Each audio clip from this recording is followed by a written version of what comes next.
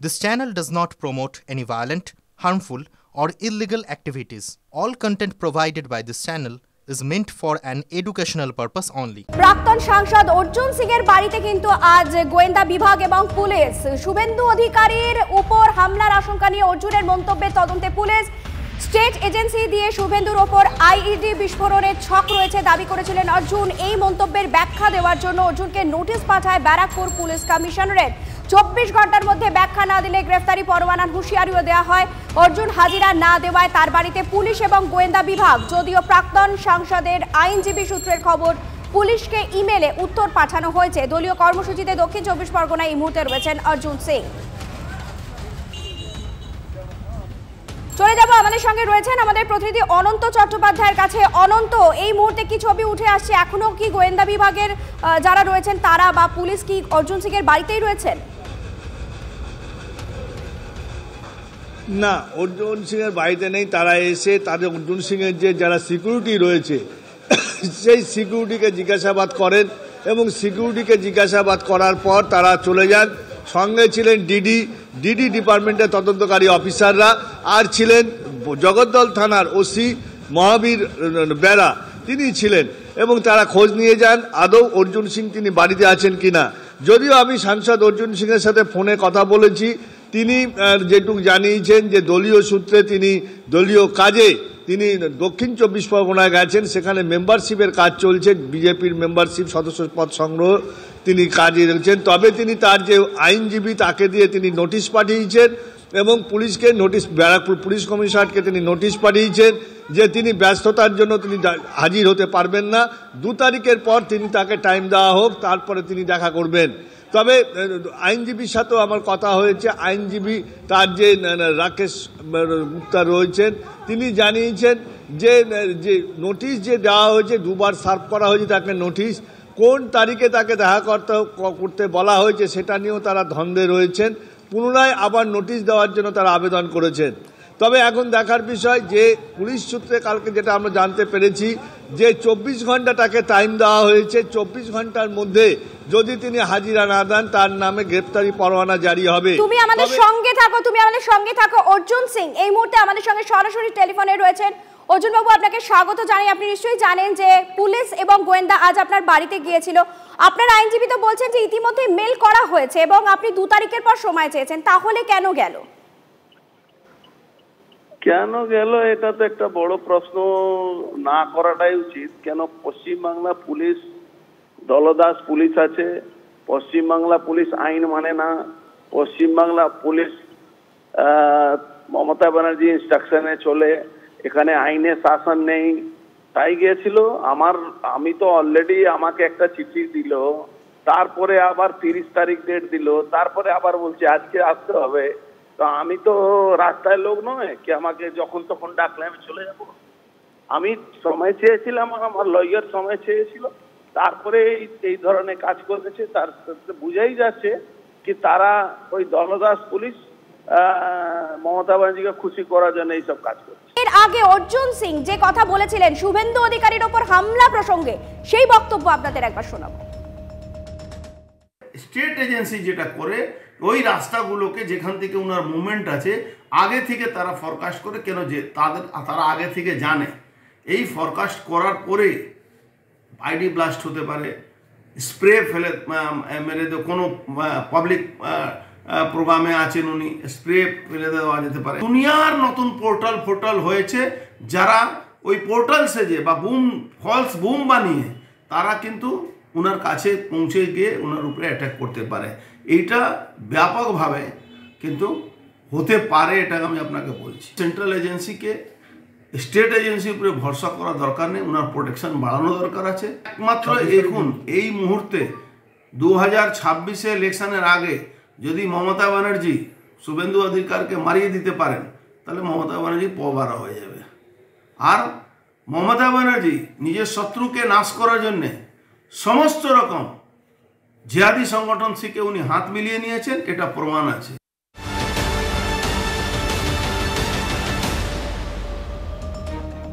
সেদিকে এই মুহূর্তে দাঁড়িয়ে বাগুইআটির দিকে একবার নজর রাখতে হচ্ছে, কারণ বাগুইআটির রঘুনাথপুরের প্রমোটার কিশোর হালদারকে সেই মারধরের ভাইরাল ভিডিও প্রকাশ্যে। ছবিতে কি দেখা যাচ্ছে জানেন? দেখা যাচ্ছে ছাত্রনেতা গোবিন্দ দাস মারতে উদ্যত হচ্ছে প্রমোটারকে। তোলা না পেয়ে প্রমোটারকে মারধরের অভিযোগ ওঠে তৃণমূল কাউন্সিলর সবরেশ চক্রবর্তী, ছাত্রনেতা গোবিন্দ দাস সহ কয়েকজন তৃণমূল কর্মীর বিরুদ্ধে। এফআইআরে তৃণমূল কাউন্সিলর সহ 20 জনের নাম থাকলে এখনো পর্যন্ত গ্রেপ্তার হয়েছে মাত্র 2 জন। প্রমোটার পেটানোর পর 13 দিন পার, এখনো কাউন্সিলরের হদিশই পায়নি পুলিশ।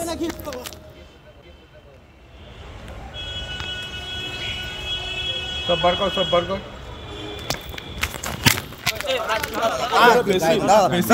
গায়ে হাত দেবে না, গায়ে হাত দেবে না, গায়ে হাত দেবে না, গায়ে হাত দেবে না, গায়ে হাত দেবে নাকি, গায়ে হাত দেবে নাকি। শঙ্কার ভিতরে রয়েছি যে মূল অভিযুক্ত এত বড় কাণ্ড ঘটানোর পরে 13 দিন অতিক্রম হয়ে গেল, পুলিশ এখনও তার টিকি পাচ্ছে না। পুলিশ চাইলে তো 2 ঘন্টাও টাইম নেবে না, পুলিশ চাইলে ঠিক অ্যারেস্ট করতে পারে। হয়তো প্রভাব খাটাচ্ছে, তার জন্য পুলিশও পাচ্ছে না। মাননীয় মুখ্যমন্ত্রী আছেন, তার নজরে আছে, তিনিও ঠিক সঠিক বিচার করবেন। গ্রেপ্তার না হয় হাইকোর্টে তো যেতেই হবে। আর আমার মনে হয় না ও গ্রেপ্তার বা হয়তো স্যালেন্ডার হতে পারে, বা ইন দ্য মিন টাইমে ওকে স্যালেন্ডার করিয়ে কেসটা লঘু করে দিয়ে জামিন ফামিন হবে, এরকমই একটা প্ল্যানিং চলছে। অত্যন্ত তাৎপর্যপূর্ণ একটা কথা বললেন প্রমোটার, বলছেন প্রভাব খাটাচ্ছে। এই প্রভাব খাটাচ্ছে কারা? যে ছবি আমাদের কাছে এসেছে টিভি9 বাংলা এই মুহূর্তে যে ছবি আপনাদেরকে দেখাচ্ছে, দেখুন ভালো করে, দেখা যাচ্ছে ছাত্রনেতা গোবিন্দ দাস, এই যে এই ব্যক্তি গোবিন্দ দাস মারতে উদ্যত হচ্ছে প্রমোটারকে। তোলা না পেয়ে প্রমোটারকে মারধরের অভিযোগ ওঠে তৃণমূল কাউন্সিলর সমরেশ চক্রবর্তী এবং ছাত্রনেতা গোবিন্দ দাস সহ কয়েকজন তৃণমূল কর্মীর বিরুদ্ধে। এফআইআরে তৃণমূল কাউন্সিলর সহ 20 জনের নাম থাকলেও এখনো পর্যন্ত গ্রেপ্তার মাত্র 2। প্রমোটার পেটানোর পর 13 দিন পার হয়ে গেল, কিন্তু কাউন্সিলরের হদিশই পায়নি পুলিশ। যে পুলিশ জঙ্গি অনুপ্রবেশ রুখতে তৎপর হচ্ছে, যে পুলিশ যার পাসপোর্ট ধরতে পারছে, যে পুলিশ এতটা তৎপর রয়েছে, সে একজন কাউন্সিলর যে প্রমোটার পিটিয়েছে তার হদিশই পাচ্ছে না। গায়ে হাত দেবে নাকি, গায়ে হাত দেবে নাকি। এই নিয়ে মন্ত্রী সুজিত বসু তিনি কি বলেছেন শোনাই আপনাদের। কিন্তু এখনো পর্যন্ত 13 দিন অতিক্রান্ত হয়ে গেল, এখনো পর্যন্ত তৃণমূল কাউন্সিলর সমরেশ এখনো গ্রেপ্তার হলো না। সব নিয়ে কোনো মন্তব্য করবো। বিজেপি নেতা রাহুল সিনহা, তার সঙ্গে আমরা যোগাযোগ করে নিয়েছি। রাহুল বাবু, আমি তন্নিষ্ঠা কথা বলছি আপনার সঙ্গে। আপনি নিশ্চয়ই জানেন বাগুইআটির ঘটনা, 13 দিন পেরিয়ে গেছে, যে কাউন্সিলর তাকে এখনো অবধি ধরতেই পারছে না পুলিশ। তার পাশাপাশি গোবিন্দ দাস ছাত্রনেতা, তাকেও দেখা যাচ্ছে মারতে উদ্যত হচ্ছে। প্রমোটার তিনি বলছেন প্রভাব খাটাচ্ছে তারা। এই প্রভাব খাটাচ্ছে কারা? এদের মাথায় কাদের হাত রয়েছে যে এদেরকে হদিশই পাওয়া যাচ্ছে না এখনো অবধি? দেখুন, বিষয় হচ্ছে যদি অপরাধী এই রাজ্যে ধরা পড়তো তাহলে অপরাধ এই রাজ্যে এরকম হু হু করে বাড়ত। অতএব কাউন্সিলর তৃণমূলের সম্পদ, মমতা ব্যানার্জির সম্পদ, এত বড় বড় কথা বলছেন, এখানে সেখানে যে মিটিং করছেন, সেই সমস্ত সরকারি মিটিংগুলোতে পর্যন্ত বড় বড় কথা বলছেন। কি হলো এখন চুপ কেন? এখন বোরখা পরে চুপচাপ বসে আছে, এখন একটাও শব্দ করছেন না। অতএব আমি মনে করি যদি মুখ্যমন্ত্রী চাইতেন তাহলে এই সমরেশ বাবু 3 দিনে গ্রেপ্তার হয়ে যেত। রাহুল বাবু, মুখ্যমন্ত্রী মমতা বন্দ্যোপাধ্যায় তিনি নিজে বলেছিলেন আমি টাকা তোলার মাস্টার চাই না, তারপরে এরা এই সাহসগুলো পাচ্ছে কোথা থেকে? না না না, চাই না হচ্ছে ওটা লোককে দেখানো। ওনার যে নিজের ছবিটাকে ভালো করার জন্য এগুলো উনি বলেন, কিন্তু আসলে এগুলো করানোর জন্যই উনি করে আসছেন সমস্ত কাজ। নইলে একের পর এক ওনার কথার বিরুদ্ধে, ওনার মতের বিরুদ্ধে সব চলছে। এত লন্ডভন্ড সর্বত্র হচ্ছে। অতএব যে আরজিকর কাণ্ডে খুনি এবং ধর্ষকের পাশে দাঁড়ায়, সে যে এখানে একজন কাউন্সিলরের পাশে দাঁড়াবে এটা তো স্বাভাবিক আছে। অতএব পুলিশ চাইলে গ্রেপ্তার হতো, পুলিশ চায় না, শুধুমাত্র নাটক করছে। এই তৃণমূল সরকারের জন্য এই জিনিস হচ্ছে সরাসরি মমতা ব্যানার্জি এর জন্য দায়ী। বেশ, অনেক ধন্যবাদ আমাদের সঙ্গে কথা বলার জন্য। কথা বলছিলাম বিজেপি নেতা রাহুল সিনহার সঙ্গে। অদ্ভুত বিষয় হলো, যখন একদিকে বাগুইআটির কাউন্সিলরকে ধরতে পারছে না পুলিশ, সেই জায়গায় দাঁড়িয়ে কিন্তু মঙ্গলকোটে আবার অন্য ছবি। মঙ্গলকোটে পুলিশকে হুমকি দেওয়া হয়েছিল এবং সেই ঘটনায় কিন্তু তৃণমূল নেতা তথা অঞ্চল সভাপতি মুকুল রহমানের বিরুদ্ধে অভিযোগ দায়ের মঙ্গলকোট থানারই পুলিশের। একাধিক ধারায় তার বিরুদ্ধে মামলা দায়ের হয়েছে, তবে এফআইআর এর নাম নেই মঙ্গলকোটের তৃণমূল বিধায়ক অপূর্ব চৌধুরী। পুলিশকে হুমকি দেন বিধায়ক, পুলিশকে নপুংসক বলে আক্রমণ করলেও এখনো তার বিরুদ্ধে কোনো পদক্ষেপ করা হয়নি। মুখ্যমন্ত্রী বারেবারই বলছেন যে প্রশাসনের কাউকে কোনো কাজে বাধা দেওয়া যাবে না, পুলিশের বিরুদ্ধে কুমন্তব্য করা যাবে না। তারপরেও যদি করে থাকেন আইনে যা হওয়ার তাই হবে, সেখানে তার যা শাস্তি তা পাবে। দল জেনেছে, পুলিশ যেহেতু অলরেডি ব্যবস্থা নিয়েছে, দলের পরে সেটা নিয়ে ভেবে দেখবে কি করা যায়। একটা এফআইআর করা হলো, এফআইআরে মানে সবকটাই থেকে বেলেবেল সেকশনে দেওয়া হলো। ভাবুন, তৃণমূলের সরকার, তৃণমূলের বিধায়ক, তিনি থানার আধিকারিককে বলছেন নপুংসক। আসলে উনি জানেন যে পশ্চিমবঙ্গের যিনি পুলিশ মন্ত্রী তথা মুখ্যমন্ত্রী, তাহার রাজত্বে তার ভাইয়েরা সমস্ত থানার পুলিশদের নপুংসক বানিয়ে ছেড়েছেন।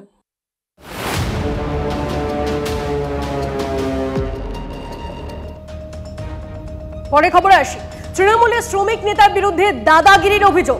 ব্যবসায়ীকে লিজ দেওয়া পুর নিগমের দোকান ঘর তালা মেরে দখলের অভিযোগ তৃণমূল শ্রমিক নেতা রাজু আলুওয়ালিয়ার বিরুদ্ধে। অভিযোগ পেয়েই ব্যবস্থা মেয়রের। 2016 সালে আসানসোল পুর নিগম থেকে লিজে এই দোকান নিয়েছিলেন বাসিন্দা নিত্যানন্দ রায়, কিন্তু ওই দোকান ঘরটি এতদিন তিনি খোলেননি। কয়েকদিন আগে সেই দোকান ঘর খোলার তোড়জোড় করেন তিনি। ঠিক সেই সময় তৃণমূলের শ্রমিক নেতা রাজু আলুওয়ালিয়া দোকান খুলতে বাধা দেন, লোকজন নিয়ে দোকানে তালা মেরে দেন বলে অভিযোগ। এই ঘটনার পর আসানসোল পুর নিগমে অভিযোগ জানান নিত্যানন্দ রায়। এরপরই পুর আধিকারিকদের উপস্থিতিতে খুলে দেওয়া হয় দোকান। যদিও সব অভিযোগ অস্বীকার করেছেন তৃণমূলের শ্রমিক নেতা রাজু আলুওয়ালিয়া। তদন্তের দাবি জানিয়েছেন তৃণমূলের শ্রমিক নেতা রাজু আলুওয়ালিয়া।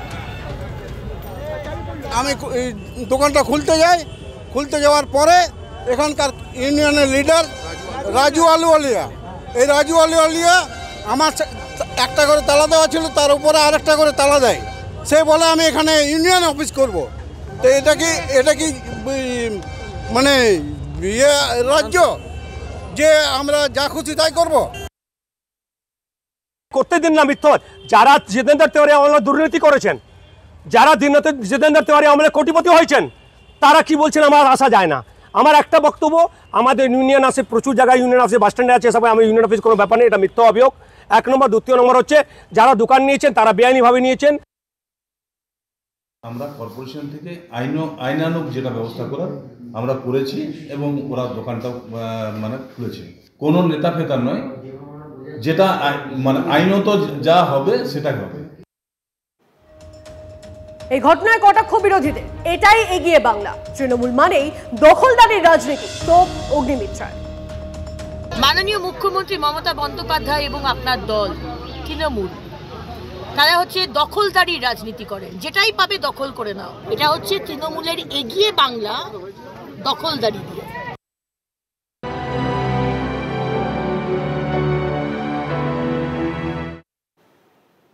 প্রয়াত প্রাক্তন প্রধানমন্ত্রী মনমোহন সিং 92 বছর বয়সে তিনি শেষ নিঃশ্বাস ত্যাগ করেন। গোটা দেশ জুড়ে একেবারে শোকের ছায়া। 7 দিনের রাষ্ট্রীয় শোক ঘোষণা করেছে কেন্দ্র। আজ সমস্ত সরকারি কর্মসূচি বাতিল করা হয়েছে। পূর্ণ রাষ্ট্রীয় মর্যাদায় শেষকৃত্য সম্পন্ন হবে। 1991 সালে প্রথমবার রাজ্যসভার সদস্য হন মনমোহন সিং। 1991 থেকে 96 সাল পর্যন্ত দেশে তিনি অর্থমন্ত্রী ছিলেন। উদার অর্থনীতিকরণের মুখ্য রূপকার বলা হয় মনমোহন সিংকে। 2004 সালে দেশের প্রধানমন্ত্রী হন। 2009 সালেও ফের প্রধানমন্ত্রী হিসেবে শপথ গ্রহণ। সব মিলিয়ে 10 বছর দেশের প্রধানমন্ত্রী। 2024 এপ্রিলে রাজ্যসভা থেকে অবসর নেন মনমোহন সিং। তার মৃত্যুতে গভীর শোকাহত রাজনৈতিক মহল।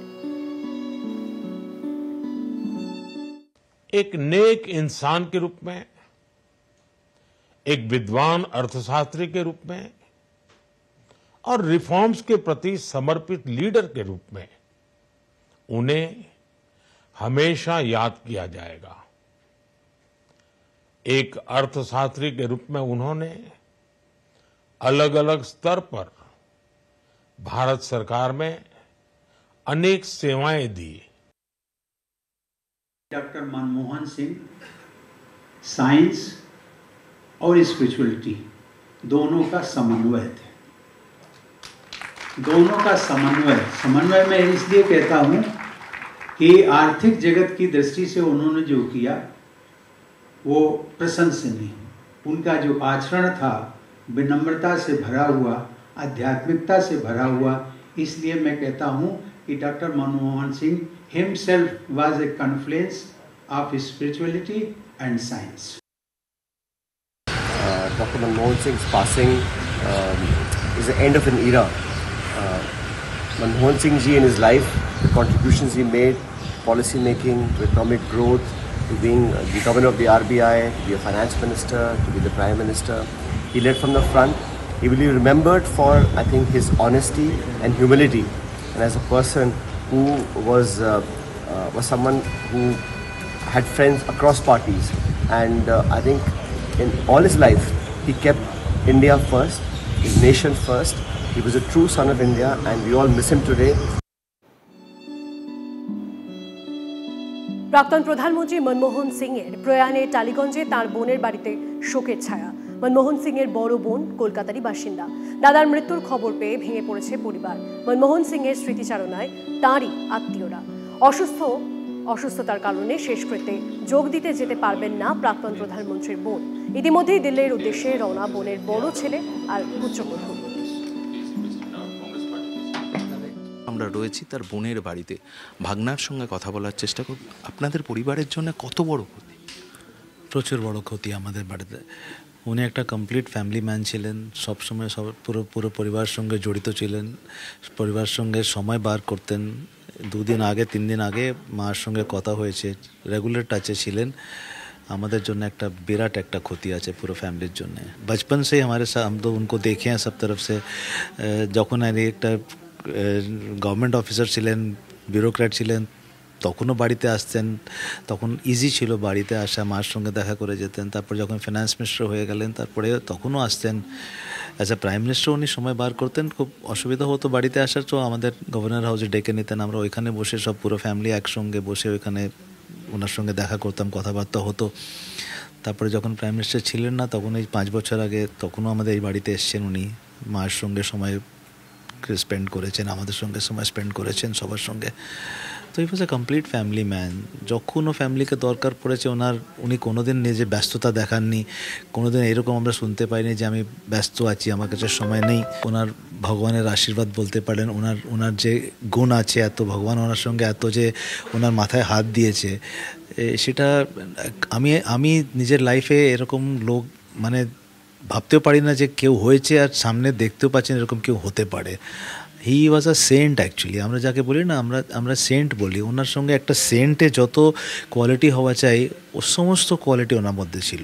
এই মুহূর্তে যে খবরের দিকে নজর রাখতেই হচ্ছে, 2016 এসএলএসটি চাকরি প্রার্থীরা তারা বিচারের দাবিতে পথে নেমেছেন। এই মুহূর্তে ছবিটা আপনাদেরকে দেখাবো, চাকরি হারিয়ে পথে শিক্ষক শিক্ষিকারা, যে ছবি আপনারা দেখছেন।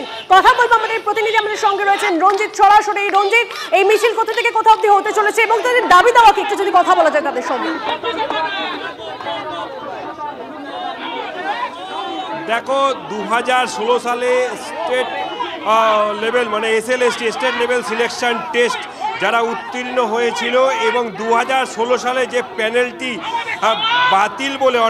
বাতিল বলে ঘোষণা করেছিল এবং আইনি জটিলতা থাকায় কিন্তু তাদের বেশ কয়েকজন অর্থাৎ নবম, দশম, একাদশ এবং দ্বাদশ শ্রেণীর যারা শিক্ষক রয়েছেন তাদের আইনি জটে আটকে রয়েছে সেই তাদের চাকরি, এবং সেক্ষেত্রে তারা কিন্তু এই মুহূর্তে পথে নেমেছেন এবং তাদের একটাই দাবি, কেন আইনি জটে আটকে থাকবে এবং যোগ্য শিক্ষক শিক্ষিকা অধিকার মঞ্চ 2000।